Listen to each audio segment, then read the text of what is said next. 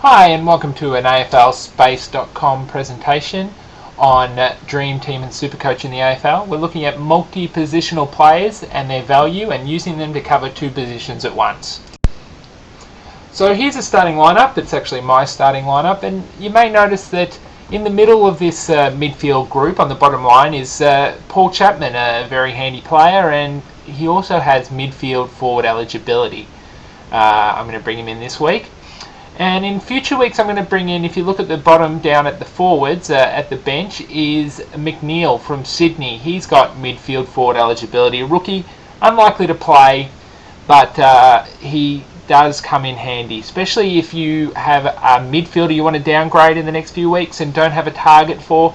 He's priced at 77,000 or just a little bit above, so is a good downgrade target, especially if you already have one of these midfield forwards in your forward line. So let's look and see what happens. And as you can see, Barry Hall injured. We have to move him out of the side because he's not going to play this week. So what we're going to do, he's going to be rested. So we're going to swap him with McNeil. And now McNeil comes into my starting lineup.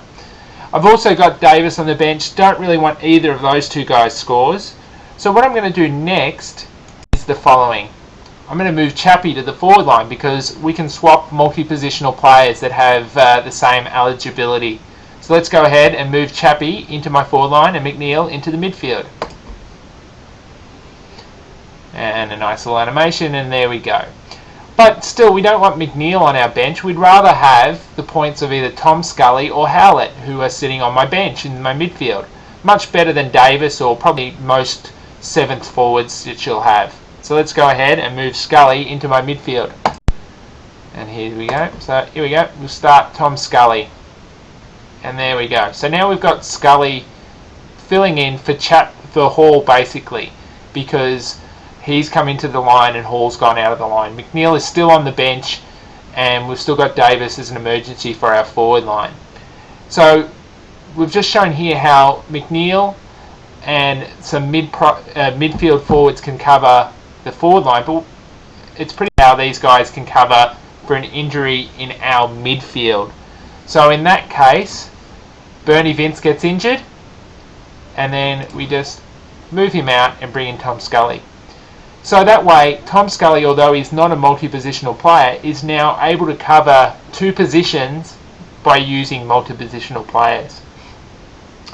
Now, my advice would be that you're probably going to want to keep the midfield rookies. I personally have Trengove and Scully here. I'm planning on upgrading Howlett at some point to another gun midfielder. So in this case, I'm going to try and keep Scully and Trengove on my bench, two good midfield rookies. So that way I'm not too worried who my eighth forward is, or even in my back line, who I am actually concerned about that, and I'll keep a good eighth back. Hope you enjoyed. If you've got any questions, come check me out at aflspace.com and you can ask me questions there. Thanks a lot.